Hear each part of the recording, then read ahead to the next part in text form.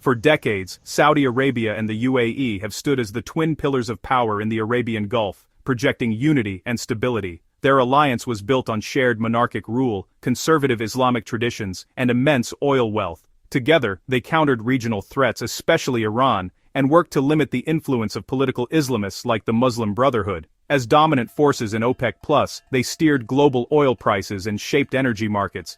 Their military partnership peaked with the 2015 intervention in Yemen, leading a coalition to restore the ousted government and push back against Iranian influence. For years, their roles were complementary. Saudi Arabia as the heavyweight leader, the UAE as a nimble hub for commerce and tourism, but beneath the surface their ambitions began to diverge. Saudi Arabia, as the region's largest economy and custodian of Islam's holiest sites, saw itself as the natural leader. The UAE, smaller but agile, built a global brand as a business and tourism powerhouse. By late 2025, this once comfortable partnership has evolved into a quiet but intense rivalry, reshaping the Gulf's future. The heart of the Saudi-UAE rivalry lies in their dueling national blueprints, Saudi Arabia's Vision 2030 and the UAE's Vision 2071. Vision 2030, led by Crown Prince Mohammed bin Salman, aims to transform Saudi Arabia from an oil-dependent state into a global business and innovation hub, with gigaprojects like NEOM and Qiddiya. The kingdom is now targeting the same sectors, finance, tourism, technology, that the UAE has long dominated. Meanwhile, the UAE's Vision 2071 builds on its success as a cosmopolitan, business-friendly hub, pushing further into advanced sciences and space.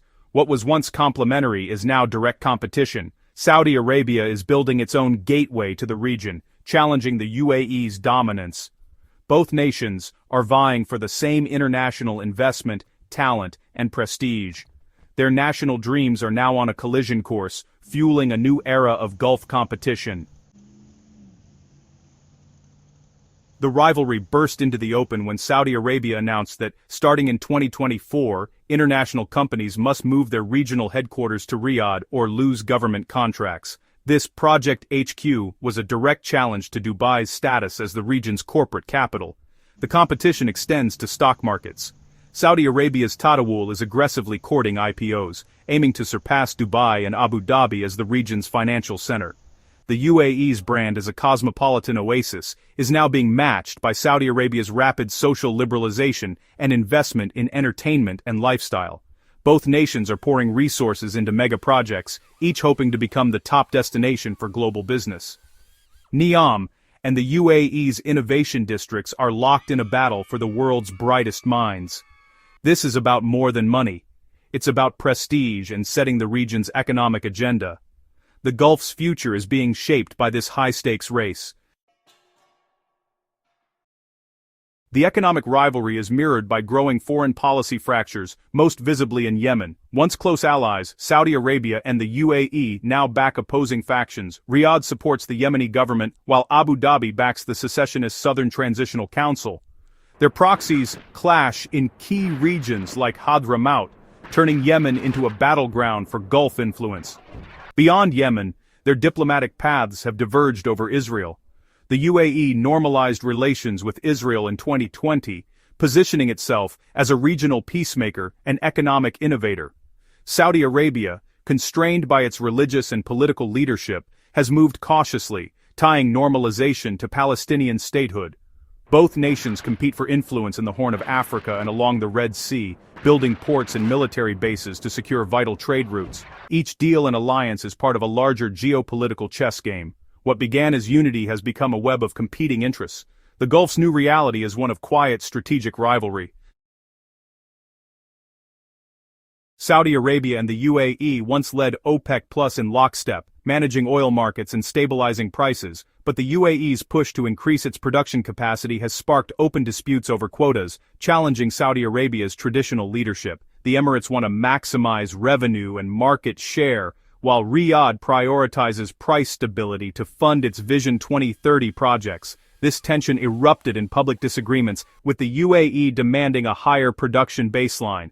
The clash is about more than oil. It's about sovereignty and strategic direction.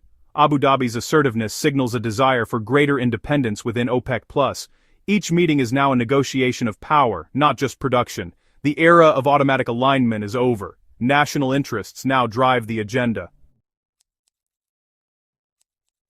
Despite rising competition, the Saudi-UAE alliance endures, redefined but not broken. Both nations remain deeply linked by trade, investment, and shared security concerns, especially the threat from Iran. Their relationship has shifted from ideological unity to pragmatic, transactional cooperation. They compete fiercely for investment and influence, but also collaborate on security and economic ties. Billions flow between them, and their leaders know a public split would weaken both, inviting outside threats.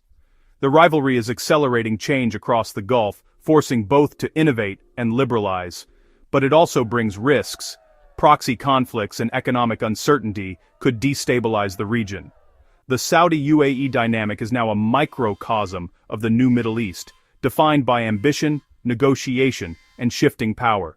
As Saudi Arabia rises and the UAE defends its status, their dance of cooperation and competition will shape the region's future. The balance they strike will determine not just their destinies but the course of the Gulf for decades to come.